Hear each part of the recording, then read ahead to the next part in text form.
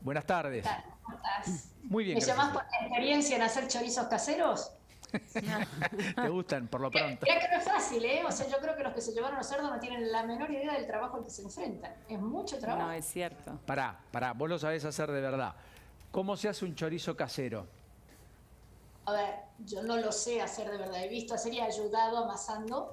Por empezar, hacen falta unas especies bastante particulares porque tienen que durar muchos meses.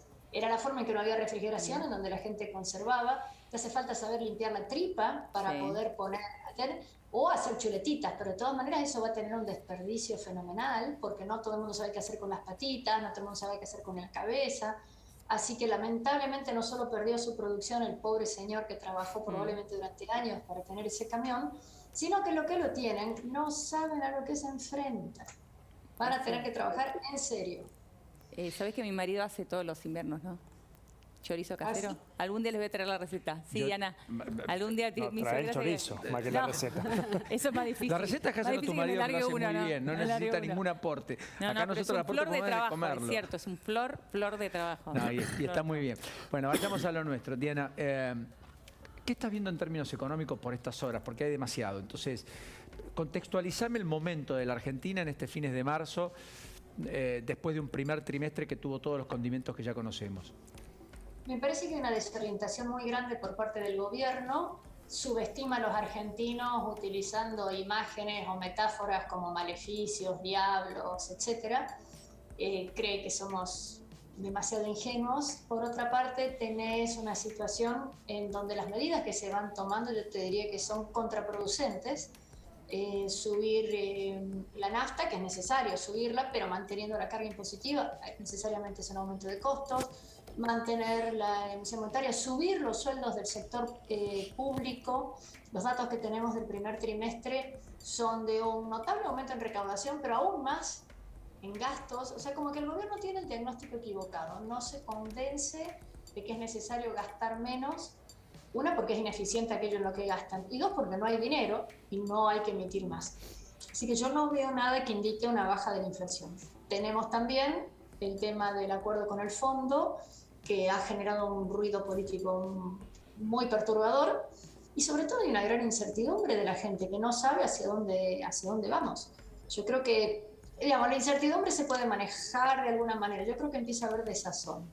Empieza a haber gran preocupación de que no se encuentra la salida, de que seguramente estamos en un túnel, pero la luz al final del túnel, así como estamos, no se está viendo. O sea que lo que restaría esperar es el escenario electoral del año próximo que le dé una salida en términos de expectativas para la economía. Es decir, cuando se entre en el Esperemos que no. Esperemos que mucho antes haya una consolidación de cualquier manera hacia las cosas que son relevantes para los argentinos. Y por relevantes menciono que hace un ratito estaba viendo, me mandaron un comentario de esto que se está pensando hacer con las redes sociales para defender la democracia, de dar más dinero a las empresas públicas, que esa es una resolución de ayer o antes de ayer del ministro Culfas, para que ellos puedan innovar, para lo cual, digamos, todos los que estamos en el sector privado tenemos que pagar más impuestos para que se lo regalen a alguien por las dudas, puede innovar. O sea, yo creo que mucho antes el gobierno va a encaminar de alguna manera, puede ser una manera que no me guste, pero de alguna manera esto se va a resolver y empezar a tener certezas de qué es lo que puede pasar. Ahora, Diana, en el medio de todo esto, es la segunda vez que se instala una solución como la dolarización como una posible solución, algo que muchos no están de acuerdo, claramente.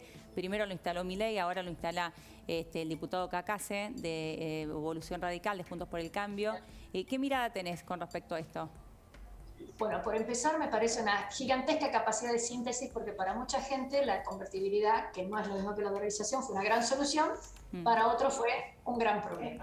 Lo que queda claro es que el tipo de cambio, el peso, ya está en agonía. Y esto lo que te está diciendo es cuando usted tiene un problema, cuando usted tiene gangrena, mejor cortemos el dedito antes que cortar la pierna. Nos están diciendo que el peso se muere. Obviamente que una dolarización tiene una cantidad de problemas enormes y que, como dicen varios, digamos, si vas a resolver todos esos problemas, ya no te hace falta la dolarización.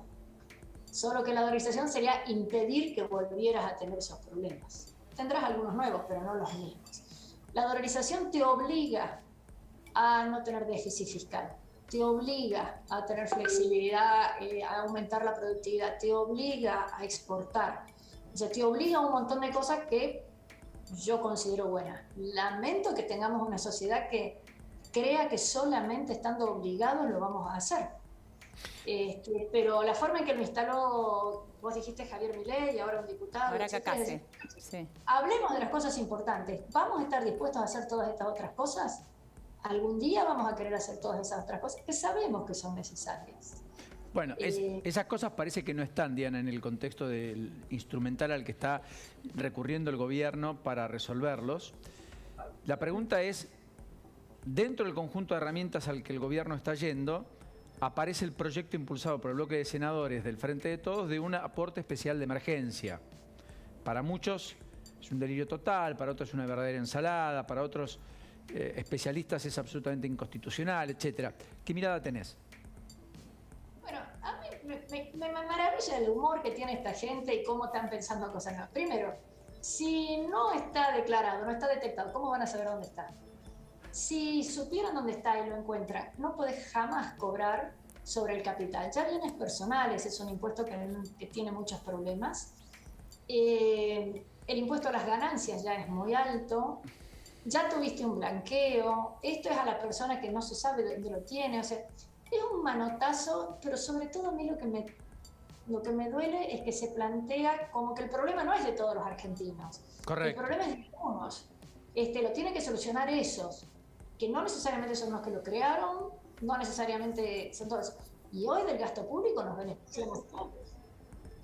Sí, mientras te escuchaba, tenemos a Cristina Fernández de Kirchner porque hay una línea de Cristina Fernández de Kirchner que nadie podría decir que no ha sido esbozada.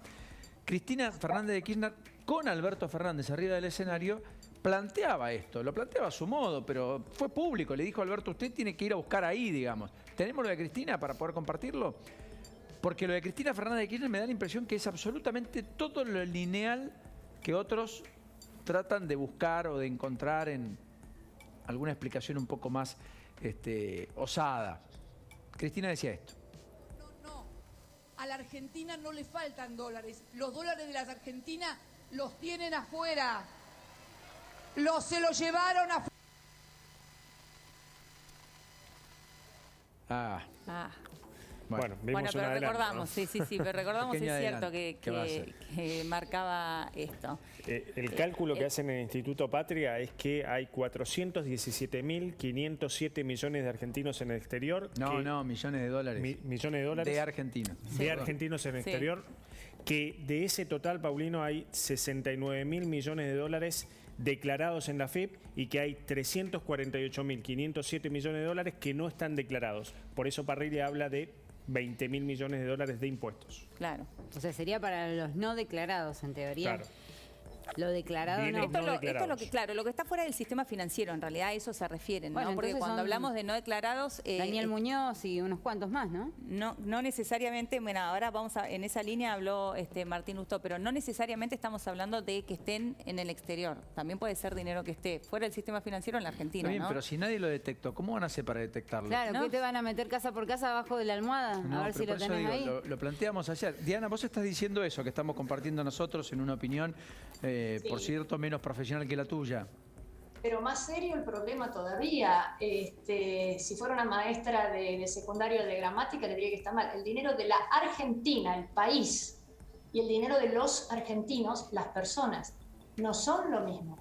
Y si vas a cobrar, ¿por qué sobre los dólares y no sobre las casas o los autos? Y por qué, o sea, no es razonable. Fíjate otra cosa que es bien interesante. Asumen que la cantidad de dinero que hay en el exterior termina con un número que no sé cuánto era, 507 o 307, un número con 417.000 millones. Sí. Bueno, lo que fuere. Ese dinero, si no está declarado, ¿cómo lo saben? Si lo han sabido todo el tiempo, ¿por qué no actuaron? Y hay una cosa que es muy importante. Una cosa es que el dinero haya sido mal habido, por corrupción, por trata de blancas, por armas, drogas, lo que quieras.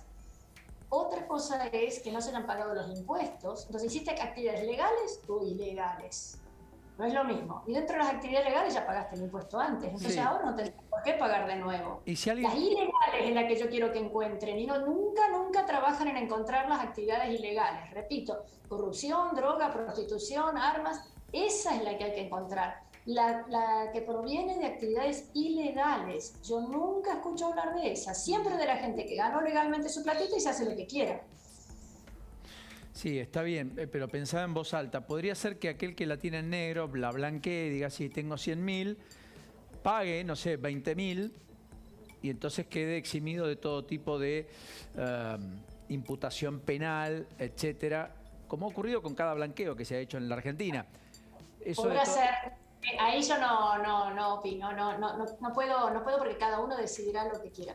De todas maneras, yo creo que el concepto de confundir los recursos del país con los de las personas me parece que es un error muy grueso. De hecho, estamos preocupados por las reservas del Banco Central y hay depósitos de los bancos, de las personas en los bancos y de los bancos del Banco Central y esas no se cuentan.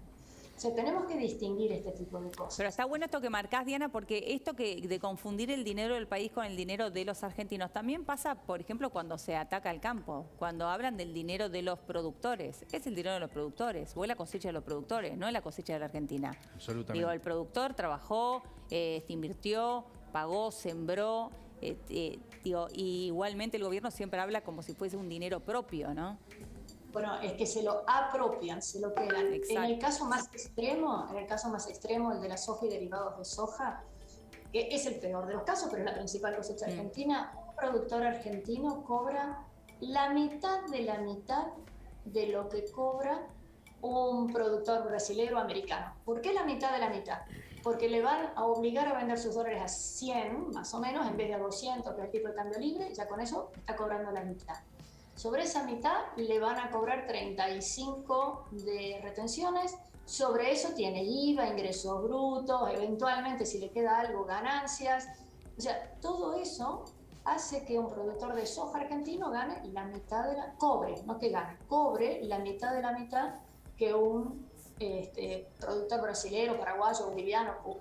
Entonces, esas cosas, esas confusiones de decir es mío, lo mismo que también cuando hay buenas noticias. Sube el precio del trigo, del girasol, etcétera, ahora con el triste conflicto que hay en Ucrania, y entonces dicen, Argentina va a ganar tanto. No.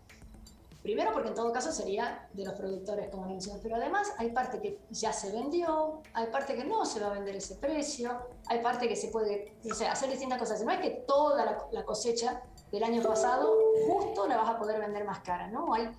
Hay transiciones, hay momentos en el tiempo. Entonces, eso me da la sensación de una improvisación muy grande, de un desconocimiento muy grande, o, bueno, de solamente hacer difusión y prensa para que mucha gente crea que los productores han hecho más ricos y han ganado, ¿cuánto era? 7.000 millones de dólares más con lo de Ucrania. Entonces, no, alguno podrá vender un cachito más caro, pero eso ya está vendido y cobrado. Sí, y además tiene insumos que también aumentan, además tiene alquileres que también aumentan, servicios que también aumentan, costos que también crecen, etcétera. Diana, te mandamos un beso enorme, gracias como siempre. Gracias a ustedes. Hasta la próxima. Ahí estaba Diana Mondino. Nos metemos de lleno